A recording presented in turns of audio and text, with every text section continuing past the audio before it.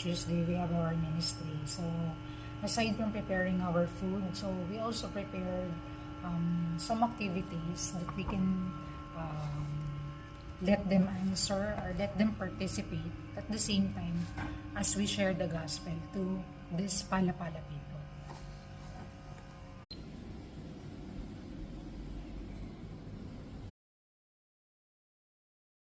이게 안 차려놓는 모양이구나. 충분해요, 충분히.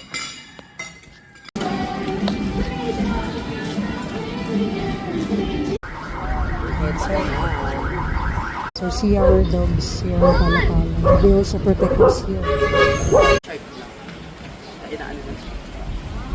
Our dogs here, Pala-Pala. Pala-Pala are kind dogs.